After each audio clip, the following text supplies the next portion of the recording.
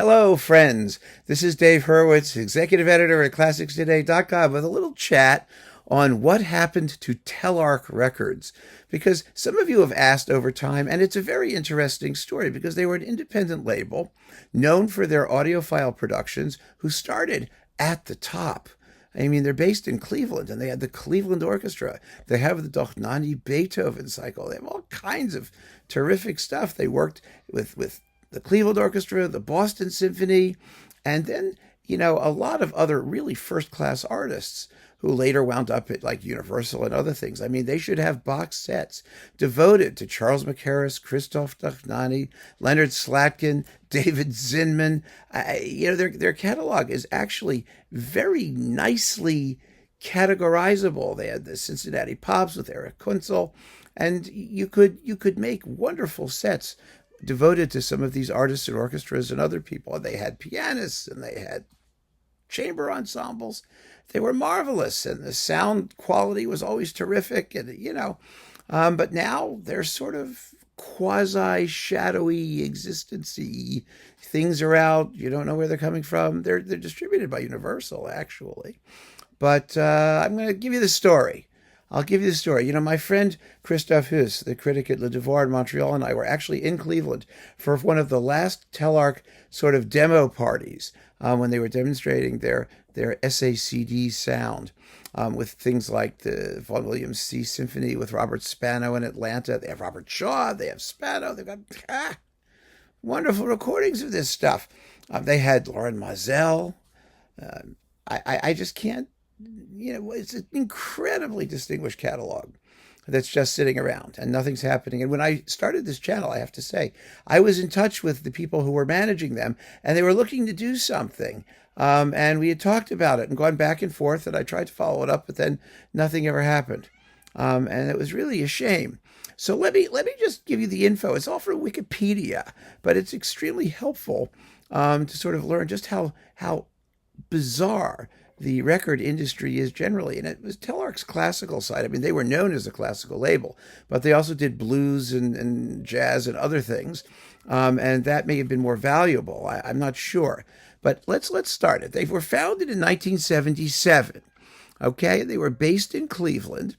In 1996, they merged with another independent label called Heads Up, which is now a Telarc subsidiary, according to Wikipedia. I don't know what Heads Up ever was. Then in 2005, both Telarc and Heads Up were bought by Concord Records. Now, Concord Records is a division of the Concord Music Group, which is an enormous confab of labels and music publishing, really like huge. And they were supposed to be semi-autonomous within Concord Music Group. But then, as things were hopping along, in February 2009, according to the Wikipedia, there was a corporate restructuring at the Concord Music Group. Telarc announced it would cut 26 jobs and it would stop producing its own recordings. Well, it sort of corresponds with when they started to vanish. They also got rid of the producing team and Telarc's founders, Robert Woods, who resigned in 2009, and he was replaced by Heads Up president Dave Love, who was fired the following month. So then, from then on, it was all kind of like Telarc was gone. But now the story switches, and this is where things get really wild. So Telarc is owned by this thing called Concord Music Group. What is Concord Music Group? That is the question. That is the fascinating question. So get ready. Here we go. Concord Music Group. Concord Music Group, let's see, is an American independent music company based in Beverly Hills, California. Yes, that's where I had to call them. With worldwide distribution through Universal Music Group. The company specialized in recordings and music publishing.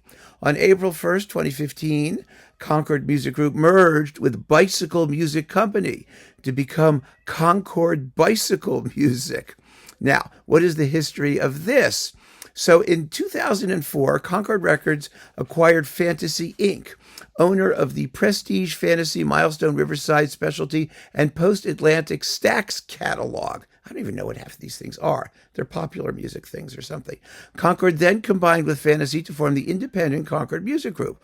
Also in 2004, Concord Music Group partnered with Starbucks to release the Ray Charles album Genius Loves Company, which won 8 Grammys. In December 2016, Concord Music announced the relaunch of the soul label Stax.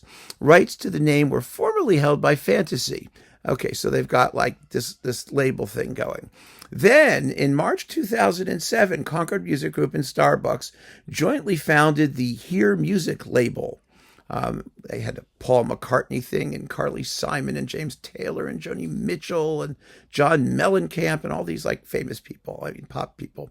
Then in 2008, Village Roadshow Pictures Group and Concord completed their merger, resulting in a creation of a new diversified entertainment group, Village Roadshow Entertainment Group. In April 2010, it was announced that Paul McCartney transferred the distribution rights of his post-Beatles output to Concord from EMI. Well, that's a big deal. Notice how classical has lots to do with this. Concord Music Group purchased Rounder Records in 2010. In 2012, they designated 4 distinct operating units. Fantasy Label Group, which is Hear Music, Stacks of Fantasy. The Rounder Label Group, Concord Telarc Label Group. There it is. Concord Jazz, Heads Up Telarc, and Prestige Group. So there you go. Then we have, let's see, what else is happening?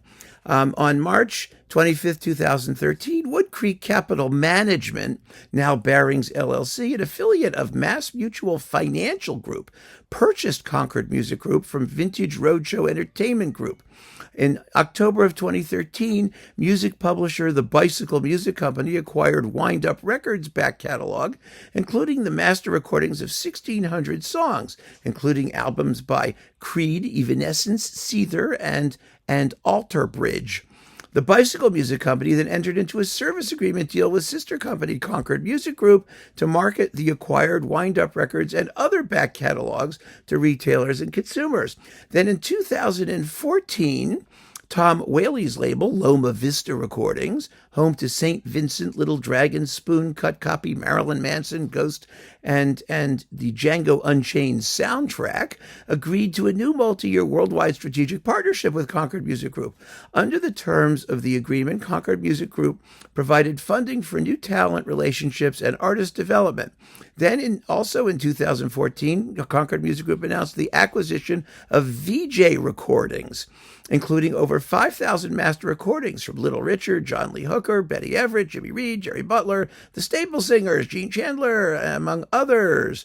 Then in 2015, it was announced that Concord Music Group merged with the Bicycle Music Company, a leading independent music publisher, record label, and rights manager, to form the fully integrated recorded music and publishing company, Concord Bicycle Music.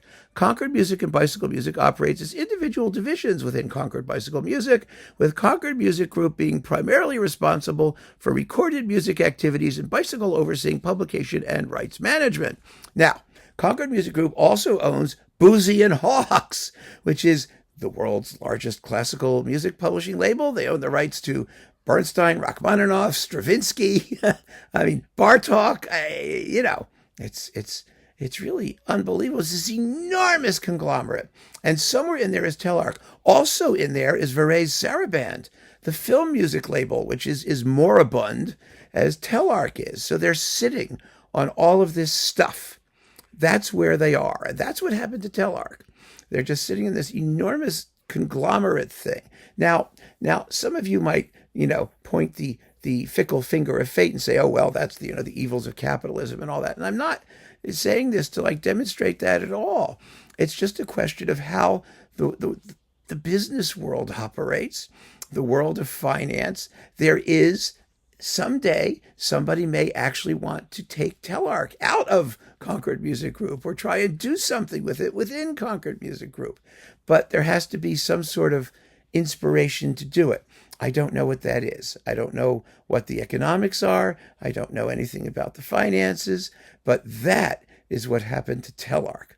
It's part of Concord Music. And like I said, I've been in touch with them and we've talked about Telarc, and they know they have it. They know that maybe it has some value somewhere, somehow, But I think at this point, either they don't know what to do with it, or there's no incentive for them to do anything with it financially, because as you can see, their activities are devoted largely to popular music and that sort of stuff that actually makes money or earns money. And the classical and the film music and all this other stuff is in limbo. It's just sitting there in limbo, as far as I know.